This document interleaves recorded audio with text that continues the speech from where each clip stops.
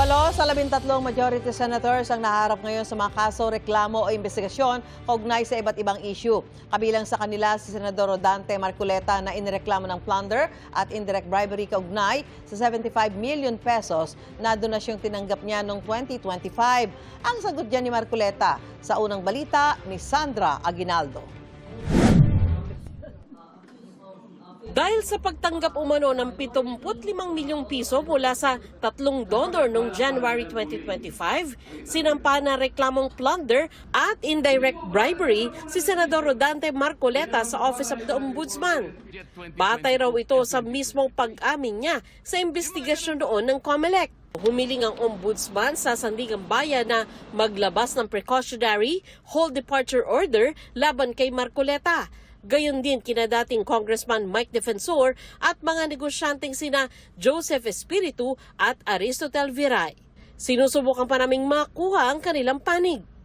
Sa kanyang privilege speech, sinabi ni Marcoleta na ang investigasyon ng ombudsman ay paraan para patahimikin siya umano tungkol sa anomalya sa flood control at sa nalalapit na impeachment trial ni Vice President Sara Duterte. Just last week, I was stunned with the shadow of a complaint filed by the Field Investigation Bureau, Office of the Deputy Ombudsman for Luzon. The trump-up charges filed against me and some of my friends are not merely legal accusations.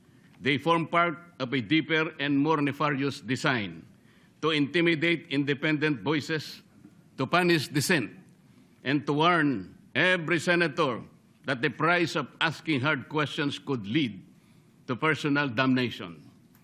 If the intention of these cases is to silence me, let me say this at the very beginning. It has failed. I will not be silenced. Ayon sa Field Investigation Bureau ng Office of the Ombudsman, sa laki ng halagang 75 million pesos, hindi raw ito maituturing na ordinaryong kagandahang loob, kundi korupsyon para makakuha ng pabor mula kay Marcoleta. Batay sa investigasyon, hindi niya umano idineklara ang halaga sa kanyang Statement of Assets, Liabilities and Net Worth para sa taong 2025. Sasagot daw si Marcoleta sa tamang forum. Nagpasaring din siya sa ombudsman. Somebody said, sometimes you need to bend the law to be able to please the people. Am I right, Mr. Secretary Remulla? Secretary Remulla, then Secretary of Justice, now Ombudsman, said loudly, yes, sir.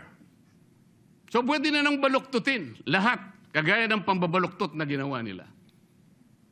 Pero sinasabi ko, Madam President, they can imprison me, they can arrest me, but I tell them, they still will not win.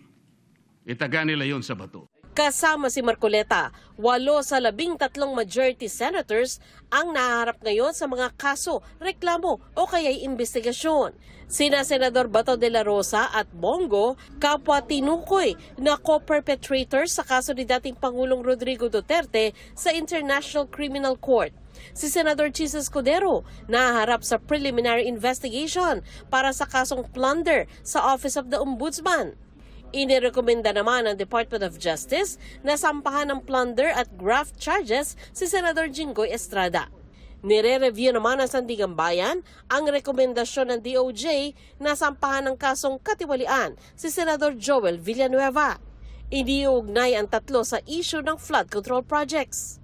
Ang magkapatid na si Senador Mark at Camille Villar, kasama naman sa iniimbestigahan ng Department of Justice kaugnay sa umano'y market manipulation, insider trading at iba pa dahil sa ilang negosyo ng kanilang pamilya.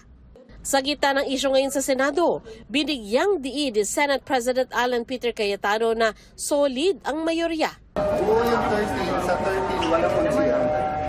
Solid din daw ang 11 miyembro ng minorya ayon kay Senador Risa Ontiveros. Status quo pa rin. Alam niyo naman, di ba, para magkaroon ng leadership change, tulad nung nangyari nung 2 weeks ago, kailangan ng majority number of members of the Senate. So, solid pa rin kaming 11 sa minority. Sa ngayon, wala pa pong naidadagdag, kaya kami sa minority ay nakatutok talaga dun sa Well, panunumbalik ng pagtingin ng ating mga kababayan sa atin, sa Senado, at pagpapatuloy ng mga trabaho namin. Isa sa maugong na pangalan na gusto raw ng minorya na maging Senate President kung sakali ay si Senador Win Gatchalian. Kung maging Senate President si Senator Sherwin, that would be good for the Senate. Magka-batch kami, napakaseryosong legislator. Isa siya na pinahalagahan talaga yung dignidad at yung reputasyon ng Senado. Ito ang unang balita. Sandra Aguinaldo, GMA News.